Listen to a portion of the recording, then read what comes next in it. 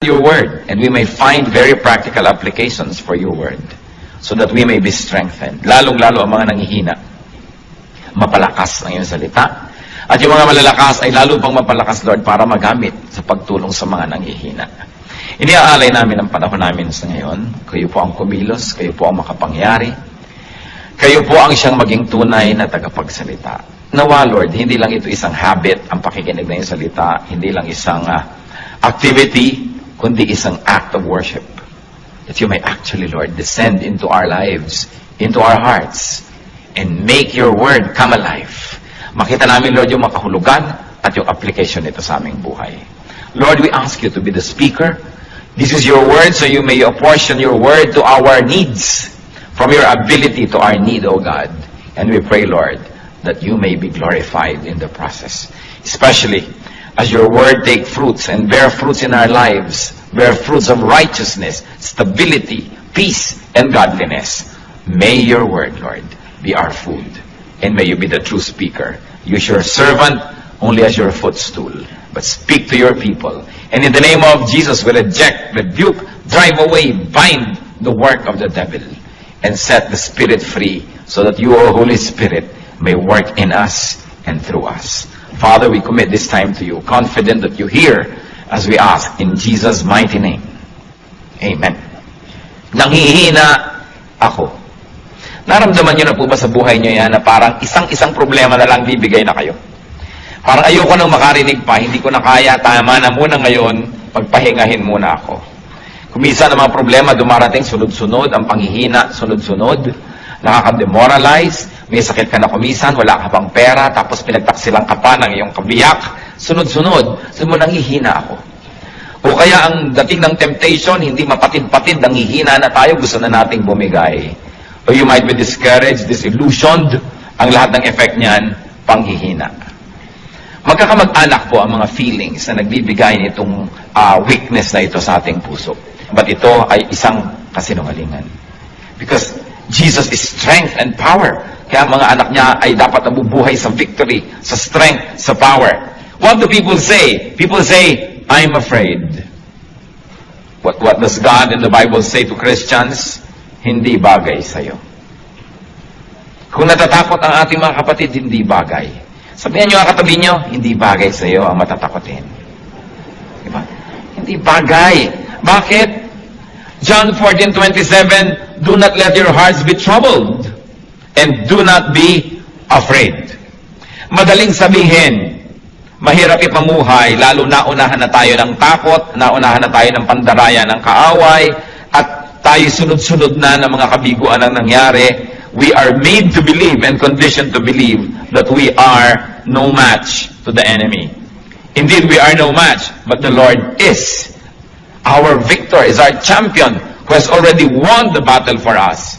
2 Timothy 1:7, for God did not give us a spirit of timidity, but a spirit of power, of love, and of self-discipline. Yan ang ibinibigay sa atin ng Diyos, spirit of power. Kaya masasabi natin, hindi bagay sa'yo. Kahit mga kapatid, tayo manalamin, nanghihina tayo halimbawa, manalamin kasi mo, anak ka ng Diyos, hindi bagay sa'yo. Sapagkat ang mga anak ng Diyos, kailangan kamukha ng Diyos. Kasi kamukha nga tayo dapat ng Diyos, kawangis, lalong-lalo sa ating kalooban. So brothers and sisters, discipline yourself not to be afraid. It is a matter of habit. Natatakot tayo sa darating, natatakot tayo sa sakit, natatakot tayo sa pagtanda, natatakot sa kamatayan, etc., etc. At kamag-anak po niyan, yung sinasabi mo lagi, I'm worried and frustrated. It's part of being afraid and it's part of being weak. I'm worried. Ano po ang sagot ng Panginoon dyan? You're worried? Cast your cares on me. Cast your cares on me. 1 Peter 5:7, cast all your anxiety on Him because He cares for you. Di po ba kumisan, meron tayong panghihina ng loob, may pamamroblema, pero pag nakahinga tayo sa ating kapalagayang loob, kay kapatid, kay kamag-anak, kay ibigan, lumalakas-lakas ang ating loob. Pero kumisan, hindi natin kailangan makipag-date pa, mag-lunch tayo, magkape tayo para lumakas ang loob natin. Kasi ang Panginoon is only a prayer away. And through prayer, we can cast all anxieties and cares on the Lord. So kung meron tayong problema, isumbong mo sa Diyos. Nakatutulong kung minsan na may napagsusumbong-sumbongan tayong kapwa-tao, meron tayong nahihinga-hingahan, pero huwag yung magiging kapalit nung tayo na nanalangin at lumalapit sa Diyos. Another complaint of people tungkol sa panghihina, mahina daw ang isip, I am not wise enough. But the Lord answers, I give you wisdom. Huwag kang lagi nagdadahilan na hindi ako marunong sapagkat nagbibigay ang Diyos ng kaalaman. 1 Corinthians 1:30, Christ Jesus has become for us wisdom from God.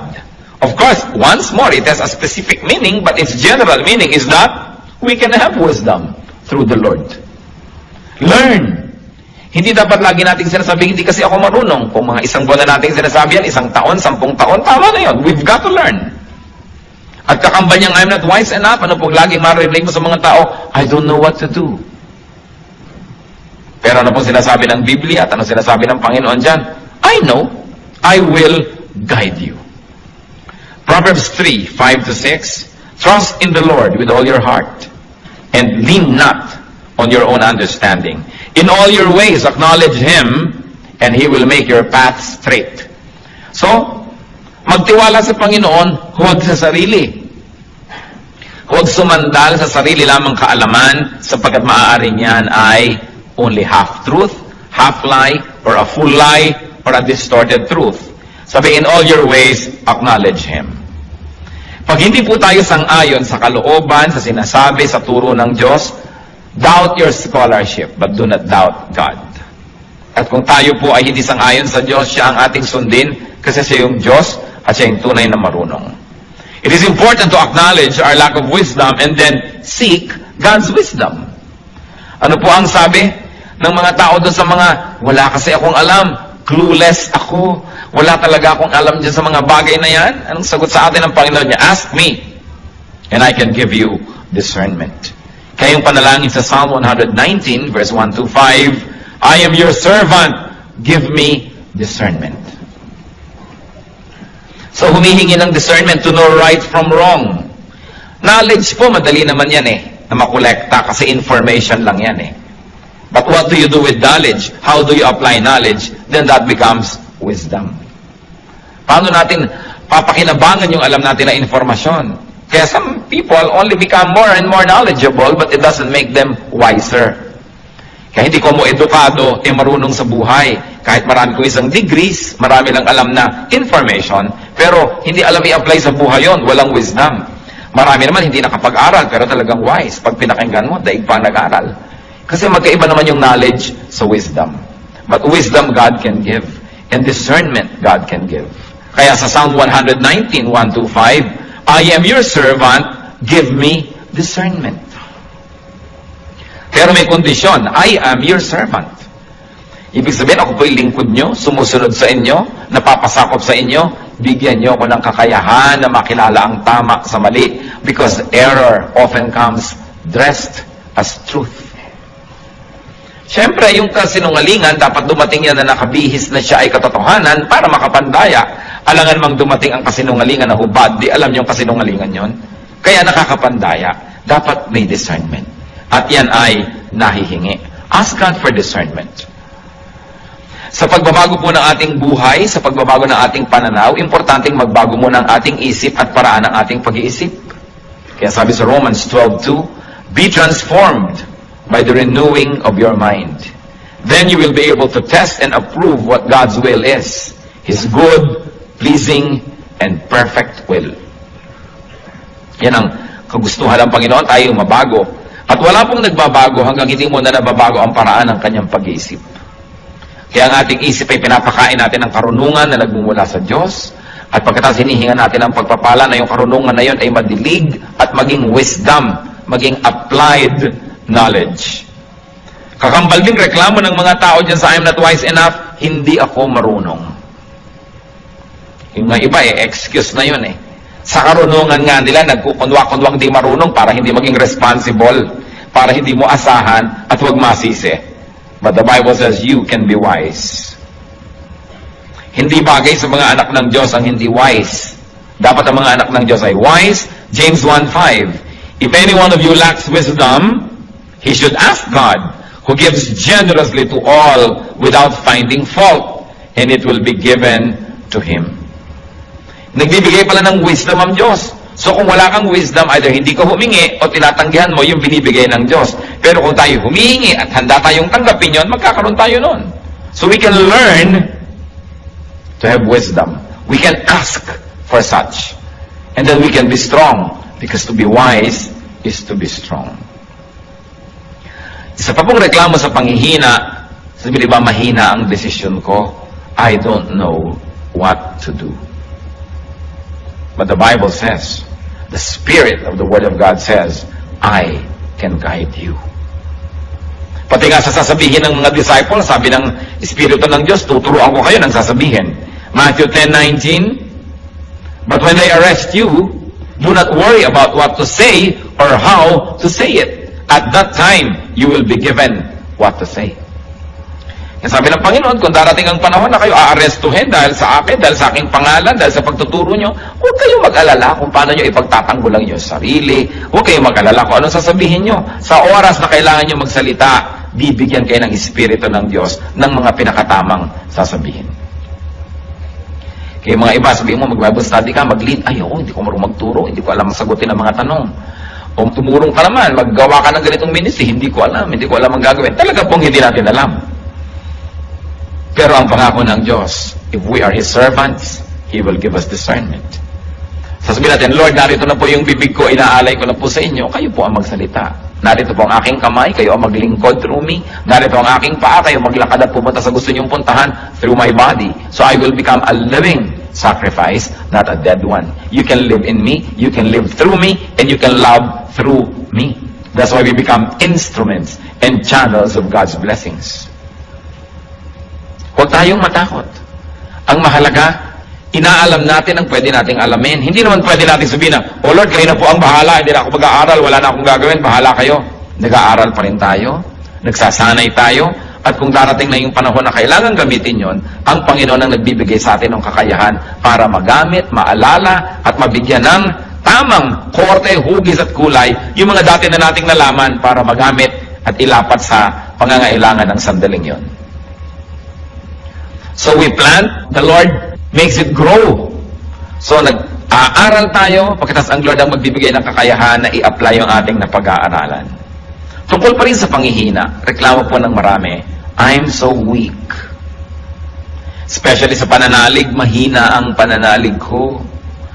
Nagdadasal ako pero hindi naman ako naniniwalang ibibigay yung dasal ko, lalo't medyo extraordinary, medyo himala ang hinihingi ko, lalo't medyo hindi ko kita yung kasagutan, kulang ako sa pananampalataya. I'm so weak when it comes to faith. But the Bible says you can be full of power. You know, the first century Christians were known not for their knowledge, but for their power. Pag ipinagpipray nila yung mga may sakit, nagkagalingan. Pag may mga ginagawa sila, kahit imposible, nagagawa. And you know, the power to forgive, the power to love, that's the greatest power. Hindi po nasusukat yung power sa kaya nyo magbuhat ng mga tone-toneladang bakal, o kaya kaya nyong lumangoy ng milya-milyang dagat, o kaya kaya nyong tumalon mula sa taas-taas ng mga pinanggagalingan. While that is strength, it is not power. Ang tunay na power yung nagmumula sa kalooban. Yung nakakamuhoy ang isang tao, tapos naiibig mo pa rin, that's power. Yung mahirap magpatawad, nakakapagpatawad ka, that is power. Yung sa halip na magagalit ka, naiibig mo yung kapwa, nagkakaroon ka ng puwang, ng pangunawa sa kanya, that is power. And God gives that power. Ang sagot ng Bible sa mga weak, you can be full of power. Pwede kang mapuspos at mapuno ng kapangyarihan. Kaya hindi sapat yung excuse na I am so weak, because the Bible says you can be full of power. Hindi sapat na tayo ay maging puro bigay na lang ng bigay ng excuse. Luke 17:6, He replied, if you have faith as small as a mustard seed, you can say to this mulberry tree, be uprooted and planted in the sea, and it will obey you. Kung meron daw maliit na pananampalataya, kahit kasing liit man lang ng buto ng mustasa, na mas maliit pa yun doon sa ulo ng aspile, sabi gano'n, kahit itong punong ito, utusan mong buhatin ang sarili niya at bunutin at itanim sa tubig, yun ang kanyang gagawin. Siyempre, isa yung talinghaga na sinasabi sa atin, walang imposible sa nananalig. Acts 1:8, but you will receive power when the Holy Spirit comes on you. So, Christianity is all about power. Kaya sinabi natin kanina, hindi bagay sa anak ng Diyos yung mahina.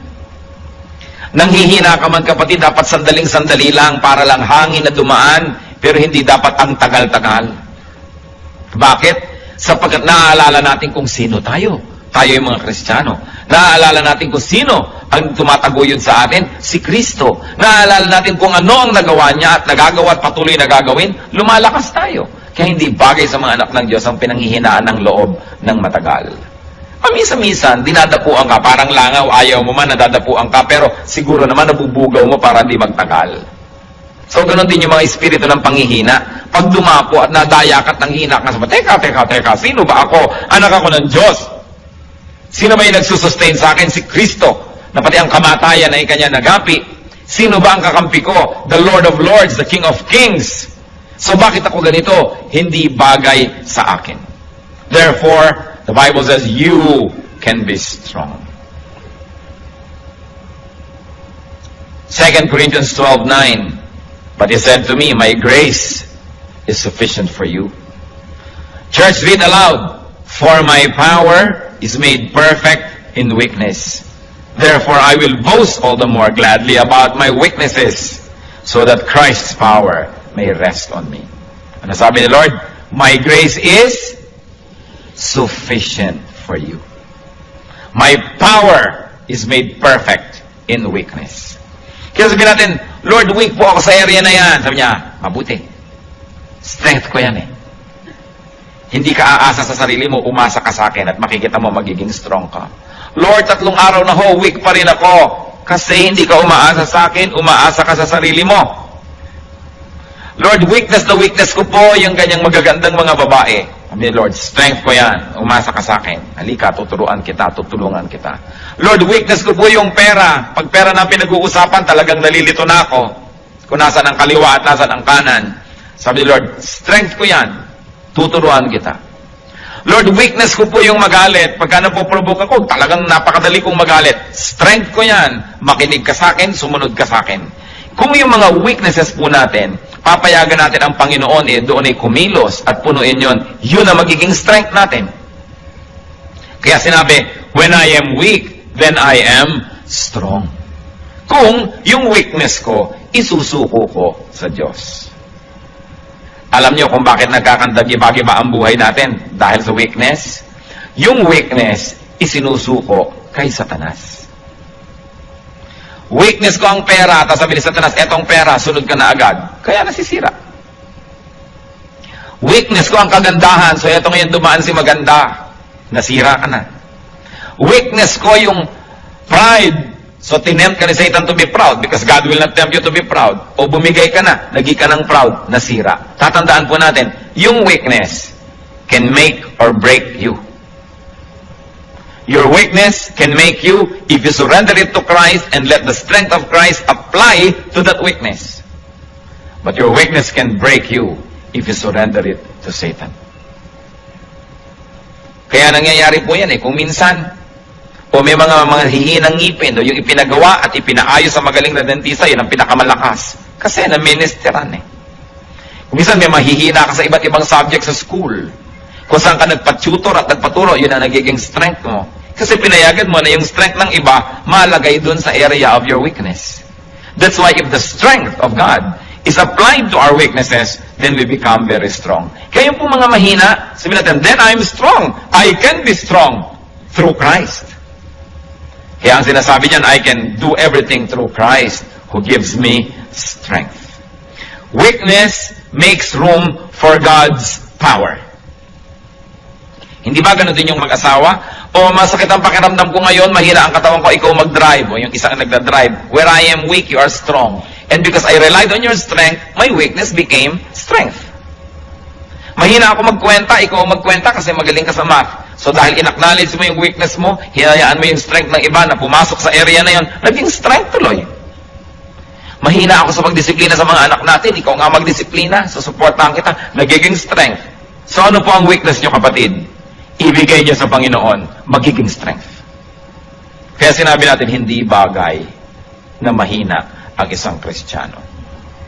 At tungkol din sa panghihina, pagreklamo ng marami, lanta na ako. No more energy. Hindi ko na kaya, pagod na ako sa pagtuturo, pagod na ako sa ministry, pagod na ako sa pagpapakamanal, pagod na ako sa pagiging mabuti. Mahina na ang katawan ko, mahina na ang espiritu ko. But the Bible says, you can be refreshed. John 4:14, but whoever drinks the water I give him will never thirst. Indeed, the water I give him will become in him a spring of water welling up to eternal life. Sabi ng Panginoon, nauuhaw ka? Dito ka uminom. Ang ipapainom ko sa'yo, pag ininom mo, di ka na mauuhaw uli. Pero Lord, bakit lagi na lang ako nauuhaw? Hindi ka sa akin umiinom. Kasi ang sinabi, pag uminom ka sa aking bukal, hindi ka na mauuhaw muli eh. Pero bakit lagi na lang uhaw ng uhaw yung marami? Lagi na lang lungkot na lungkot, samantala ang Panginoon ay kasiyahan. Lagi na lang takot na takot, samantala ang Panginoon ay stability and security. Because we really do not let the power of Christ rule our lives.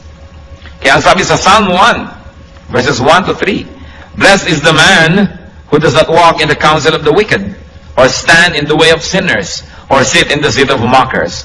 He is like a tree planted by streams of water, which yields its fruit in season, and whose leaf does not wither. Whatever he does prospers. So ano man daw ang ginagawa nung tunay na nakasawsaw ang kanyang ugat doon sa batis ng Panginoon, kahit anong ginagawa niya ay nagiging mabunga. So paano natin malalaman kung hindi tayo nakasawsaw sa batis ng Panginoon? Hindi tayo mabunga. Baliktarin nyo lang. Kasi pagka nakasawsaw ka daw, mabunga ka, hindi ka mabunga. Di ibig sabihin hindi ka nakasawsaw. Hindi po, lagi naman ako sa church. Hindi ibig sabihin, no, nakasawsaw na tayo sa tunay na salita ng Diyos. Palabasan naman ako ng Bible, ang dami ko alam na verses. It doesn't follow that we are already godly and we are really drawing strength from the Lord. Kailangan talaga tunay, hindi pakitang tao, hindi panglabas, at hindi pangimbabaw lamang. Lalaliman natin. So, ang mga anak ng Diyos hindi bagay na lalanta. O ba't ganyan ang itsura mo? Lumong-lumo na ako eh. Pagod na ako sa kabutihan. Teka, hindi bagay yan sa'yo. Hindi ka dapat nalalanta ng ganyan. Baka hindi ka planted by streams of water. Akala mo lang. Kaya kailangan lagi tayong nagre-renew ng ating relationship with the Lord. Lagi tayong nagre-renew ng ating kabanalan. Humihingi ng tawad sa ating mga kasalanan. Nag-aaral ang mga salita ng Diyos at patuloy na humihingi ng karunungan kung paano i-apply yun. Yung iba ang panghihina nila, hindi ko kayang gumawa ng mabuti. Ano? Yung biyenan ko, kakausapin ko, hindi ko kaya yan. Ano? Tutulungan ko yung mga dating umisulto sa akin, hindi ko kaya yan. Ano pong reklamo ng iba? I cannot afford to do good. Yan ang aking weakness. But the Word of God says, I can give you enough supply, enough strength, so you can afford to do what is good. 2 Corinthians 9, verse 8. And God is able to make all grace abound to you, so that in all things, at all times, having all that you need, you will abound in every good work. Yan po ang pangako. Aapaw tayo sa mabubuting gawa, sapagkat sa lahat ng panahon, aapaw ang grasya ng Diyos sa ating buhay, sa lahat ng oras, sa lahat ng lugar. You will have everything you need. In that case, you will overflow and you will abound in good works. Yan po ang kalooban ng Diyos para sa atin. Hindi maging mahina tayo sa paggawa ng mabuti. Marami mga tao mahina sa paggawa ng mabuti pero malakas sa paggawa ng masama. Hindi makapagpakumbaba, hindi makapagsabing I'm sorry, pero kayang-kaya niya magsabi ng masasakit na salita sa kapwa. Pag I'm sorry, hindi masabi. Pero pag masakit na salita, kaya. Pag act of kindness, kayang gawin. Sinasagot-sagot yung magulang, kayang-kaya. Pero pagka gusto ng yung magulang ihalikan o yakapin, hindi magawa-gawa. Nahihirapan ng loob pag gagawa ng mabuti. Pero gagawa ng mali, malakas ang loob. Pagka mandadaya, malalakas ang loob. Pagka aamin ng pandaraya, paghingi ng tawad, hindi kaya. Bakit nga ba ganun ang maraming tao?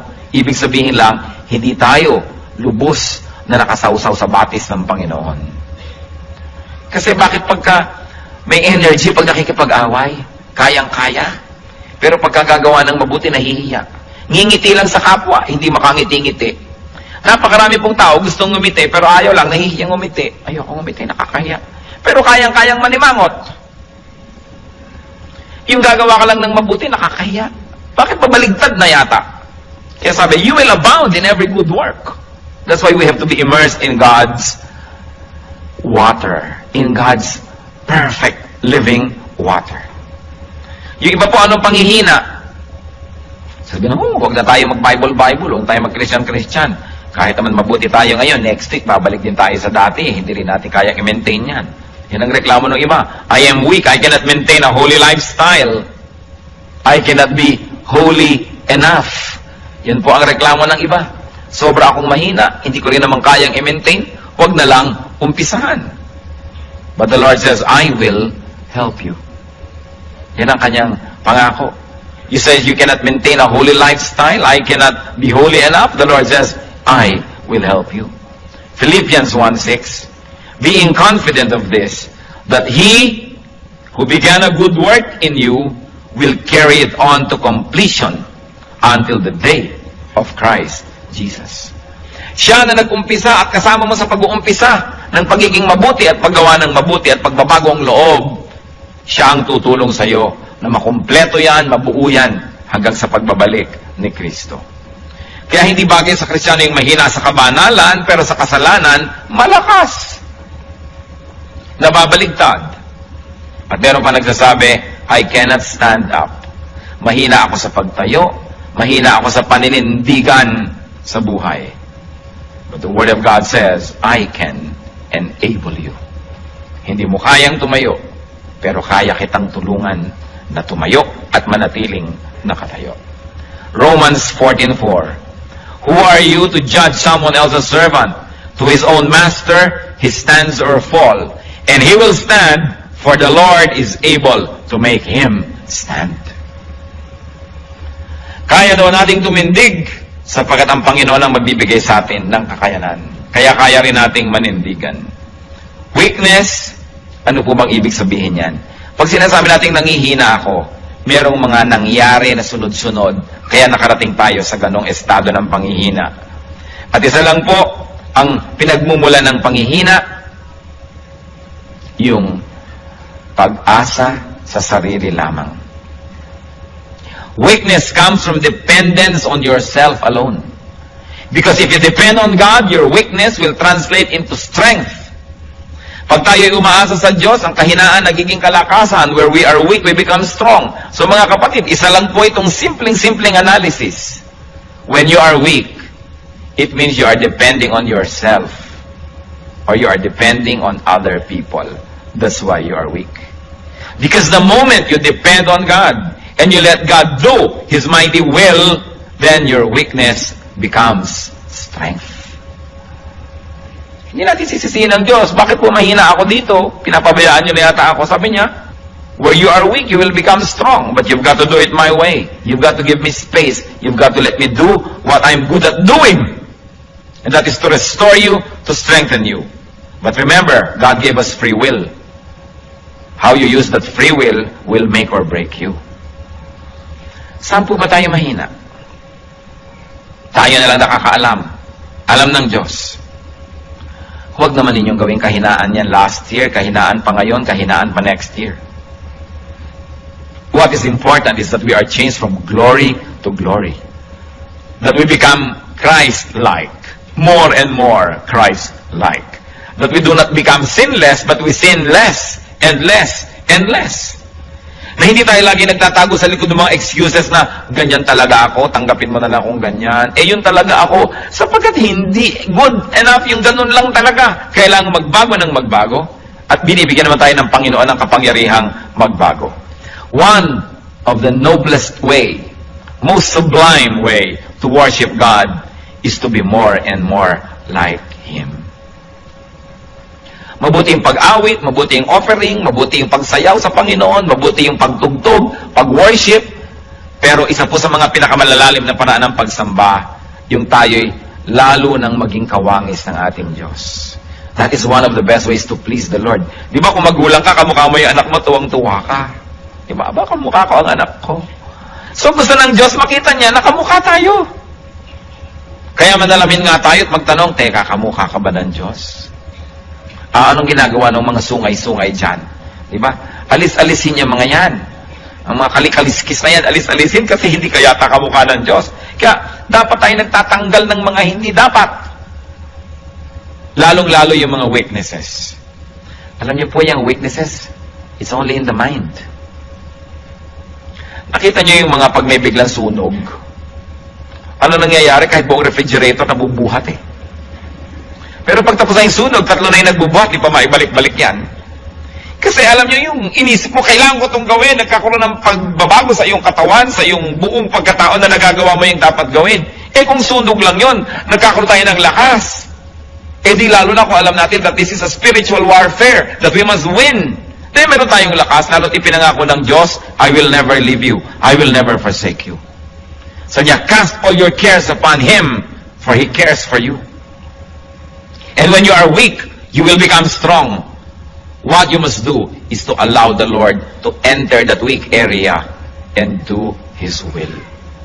Huwag tayong tumanggi. Huwag tayong makialam sa Diyos. Sumuko na lang tayo. Kaya ano po ba yung mga areas na yan?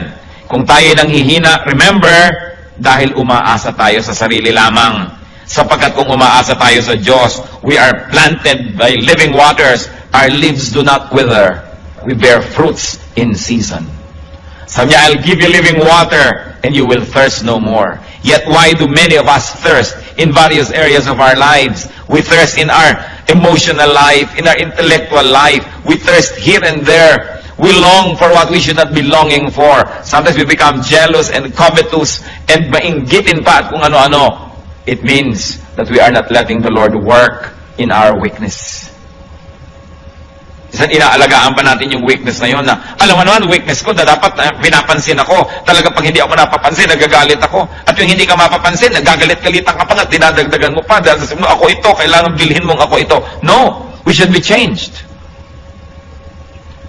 Be changed by the renewing of your mind. Ang kagustuhan kasi natin hayaan mo nang, yan ay i-maintain mo na kasi konti lang naman ang weakness mo. Dapat weakness mo na talaga yan. Tanggapin na lang nila yan. Yan ang mga pandaraya ng kaaway para huwag tayo mag-grow.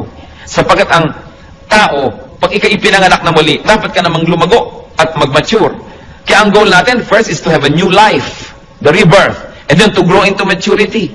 Pero ang dami hindi nagmamature because they continuously believe in the lies of Satan na okay ka na, pwede na yan. Kailangan hindi. Kailangan patuloy tayong humihingi ng pagbabago. At pag nag-grow ka, nagiging kang strong, anong gagawin ni Satan? Bibigyan ka ng mga kadayaang mahina ka, hindi mo kaya. Masakit ang katawan mo ngayon, meron kang sakit sa bato, meron kang diabetes, o mahina ka. Kaya tuloy, idadamay na niya yung pati lakas ng loob mo, espiritu mo, panghihinain ka na sa lahat ng area. Wala kang pera, hindi mo kayang gawin yan. Ang weakness mo, wala kang pera. Bakit? May pera ba yung mga apostles? May pera ba si Kristo? May pera ba sila nun? Ang dami nila nagawa. May wala kang ganito, wala kang ganyan. Puro pandaraya. Ang ibig sabihin lang, mahina ka, mahina ka, mahina ka. Ikaw naman naniwala na, mahina nga ako. Kaya siya ngayon, nakaka-take over. But when you do not give Satan the space, he will never have space. That's why the Bible says, resist the devil and he will flee from you. Just resist. You don't have to fight. Bakit mo lalabanan yung demonyo? Ay malakas yun. Nilabanan na siya ng Panginoon at natalo na. Kaya hindi na dapat tayong parang lagi nakikipagtunggali. Sabihin natin, teka, tapos na ang labanan na. Bakit nakikipaglaban na naman ako? Nadaraya ka ako Narito na lang ako para kunin yung premyo. Narito na lang ako para mag-enjoy ng victory ng Panginoon kasi siya yung lumaban para sa akin. Ano nakikipaglaban na naman ako? Dinadaya tayo eh. Victory is already ours. Kaya pag nadadaya kang hindi ko to kaya, sabi mo, it's a lie because the Lord already rose from the grave. Binayaran na lahat ng kasalanan. Tinalo na si Satanas. Bakit ako mamumuhay na talunan? Bakit? Alagad ba ako ni Satan? Hindi. Bakit katalunan? Siya yung talunan. Dapat dito ka sa kabilang panig sapagkat ang Panginoon ay nanalo. Kaya tayo, we can have victory.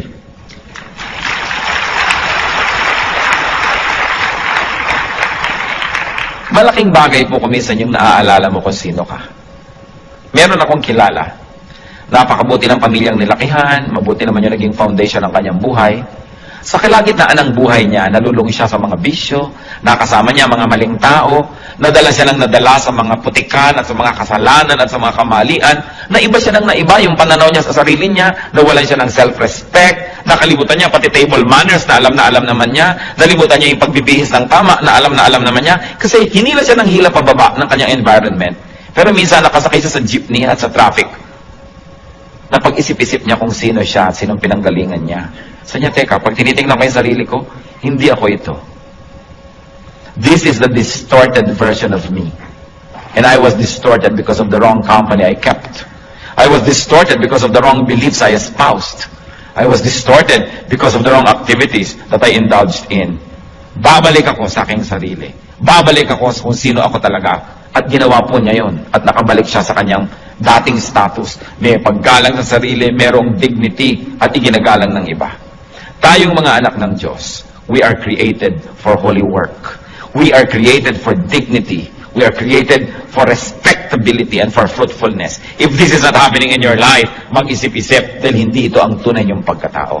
Tayong anak ng Diyos, ang pagkatao natin, yung pagkatao ni Kristo. Yung Espiritu ng Diyos. Kaya kailangan nabubuhay sa buhay natin yan, sa puso natin. Titingnan natin ang mga pinagsasasabi ng ating bibig kung tama sa identity natin, ang ating lifestyle, ang ating ginagawa. We are a royal priesthood, a holy nation, servants of God. Less than that, hindi bagay sa atin.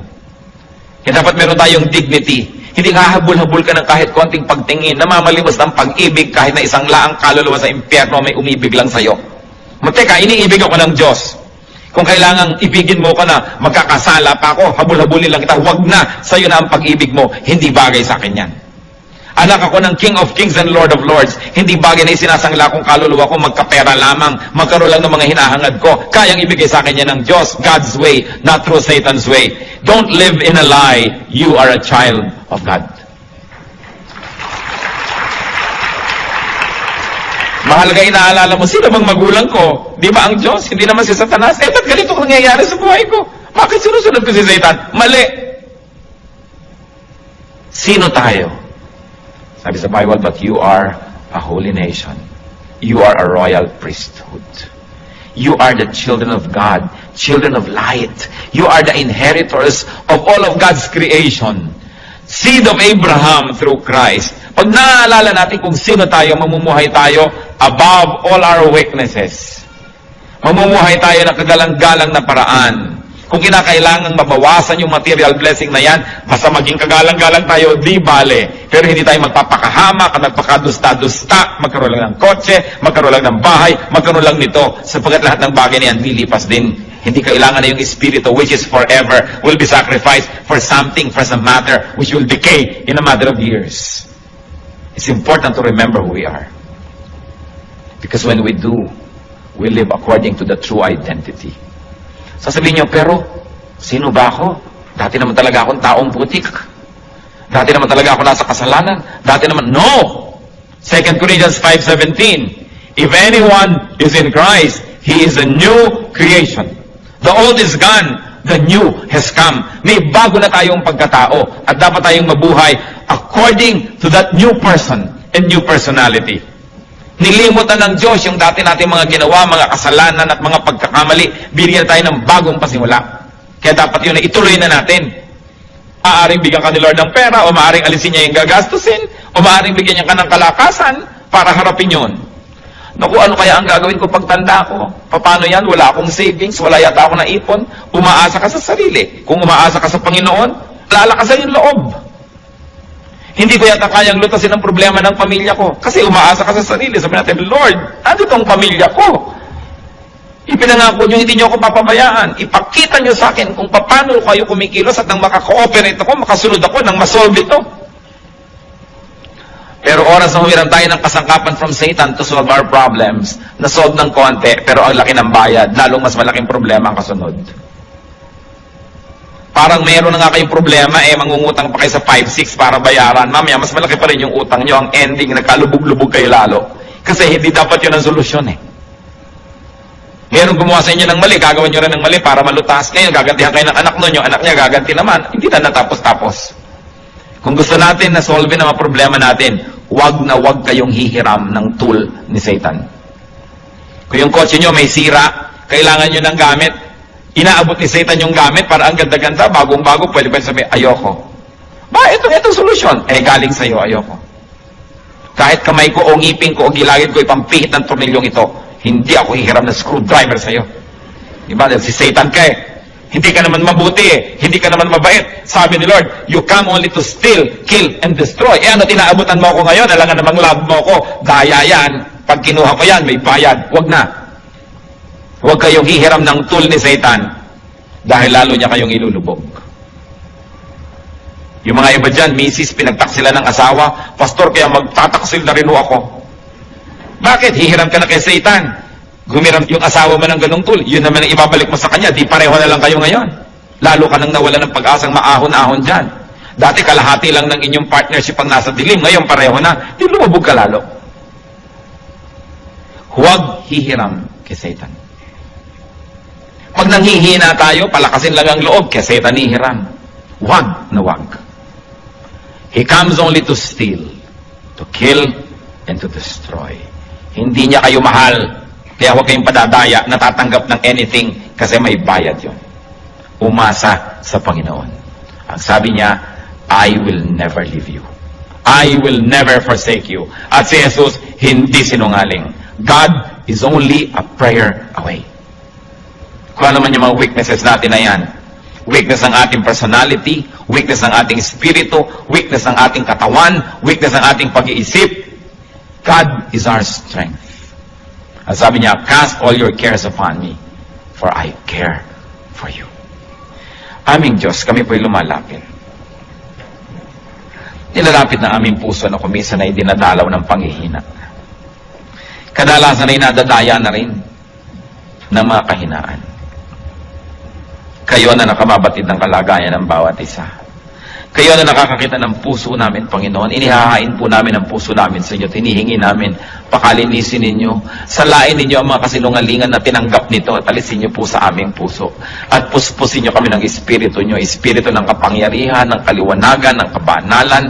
Lord, hubaran mo po ng mga balat kayo ang mga ginagawa ng kaaway at nang makita namin na ito'y masama. Unmask the work of the devil so that we may recognize it for what it is. And give us the wisdom to know your work apart from the work of the evil one. Huwag na huwag kaming hihiram ng tools from Satan, Panginoon. At sa mga kahinaan namin ito, alam nyo ito, kayong lumikha sa amin. Di pa man kami sinisilang, nasilayan nyo na kami sa sinapupunan ng aming mga ina. At alam nyo, Panginoon, ang mga kahinaan namin. And we ask you, Lord, like empty cups, we fill our hearts to you. Fill our cups with your strength. Fill our hearts with your power. Palitan mo ang mga kahinaan namin ng kalakasan mo, O Panginoong Jesus. At itinataboy namin ang anumang hinihiram namin kalakasang huwad galing kay Satan. In the name of Jesus, we reject all things that we have mistakenly borrowed from the evil one. All methodologies, all tools from Satan, we reject and rebuke in the name of Jesus. At Lord, kami nagbibihis ng